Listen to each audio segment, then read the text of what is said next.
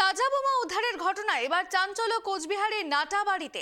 এদিন ভোরবেলায় কোচবিহারের নাটাবাড়িতে বিজেপি কর্মী কৌশিক দাসের বাড়িতে তাজা বোমা উদ্ধার হয়েছে, যেখানে সাত সকালে বাড়ির উঠোনে বোমাটি দেখতে পায় পরিবারের সদস্যরা।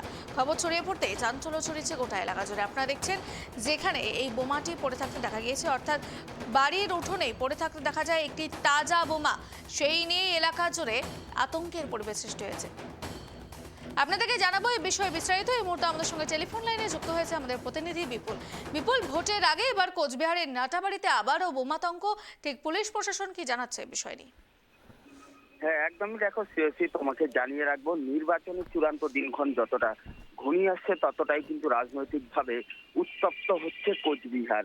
সেই ঘটনায় কিন্তু দেখা গেল এদিন কোচবিহার নাটাবাড়ি বিধানসভা কেন্দ্রের অন্তর্গত নাটাবাড়ি এলাকায়। তোমাকে জানিয়ে রাখবো, ওই এলাকায় বিজেপি কর্মী কৌশিক দাসের বাড়ির উঠোনে কিন্তু আজ সাত সকালে একটি তাজা বোমা উদ্ধার হয়।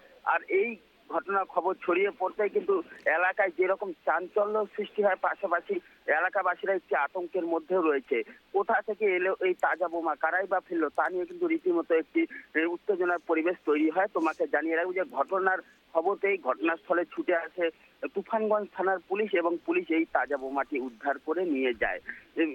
এই প্রসঙ্গে কিন্তু যে বিজেপি কর্মী রয়েছে কৌশিক দাস, তিনি অভিযোগ করে বলেন এর আগেও তার বাড়িতে বোমাবাজির ঘটনা ঘটেছিল, এবারে বোমা ফেলেছে।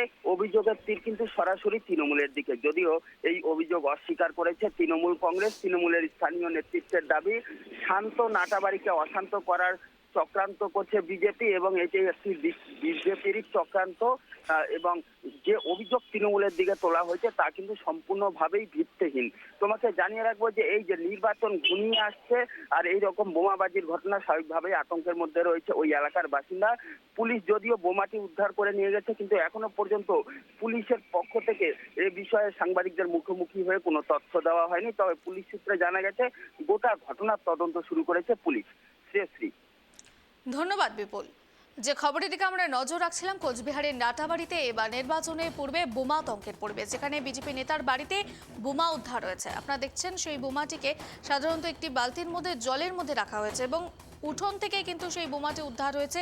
তিনি জানিয়েছেন যে এর আগেও তার বাড়িতে একাধিকবার এই একই রকম ঘটনা ঘটতে দেখা গিয়েছে।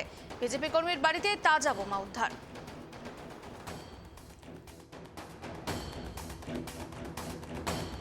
আমি বিগত 2018 থেকে ভারতীয় জনতা পার্টি বিজেপির সাথে যুক্ত আছি। আমি বর্তমান নাটাবাড়ি 3 নং মণ্ডলের শক্তিমুখ দায়িত্বে আছি। গত লোকসভা 2019-এও আমার বাড়িতে বোমবাজি করেছিল। 2019-এ আমার বাড়িতে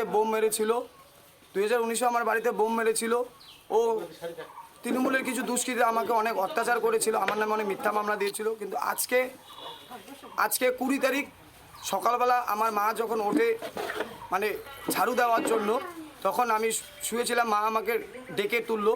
তারপরে আমি বেরিয়ে এসে দেখি বাড়িতে একটা তাজা বোম পড়ে আছে। সেটা আপনাদের মাধ্যমে জানতে পারলাম। আমাদের বিরুদ্ধে অভিযোগ ওটা ওদের সাজানো নাটক। তৃণমূল কংগ্রেস উন্নয়নে বিশ্বাসী, শান্তিতে বিশ্বাসী, সম্প্রীতিতে বিশ্বাসী। আপনারা দেখুন বর্তমান যে নির্বাচন চলছে, নাটাবাড়িতে বা নাটাবাড়ি অনেক বিশেষ করে কোনো একটা অপ্রীতিকর ঘটনা, মারপিট কিচ্ছু নেই।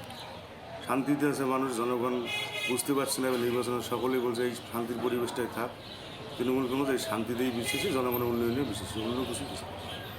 তাহলে অভিযোগ কি পুরোটাই ভিত্তি? রাজনৈতিক ব্যাপার, তাহলে রাজনৈতিক অভিযোগ, তাদের সঙ্গে আমাদের সেরকম সংস্রব নেই, বা তৃণমূল কংগ্রেস এই রাজনীতি বিশ্বাসী নয়।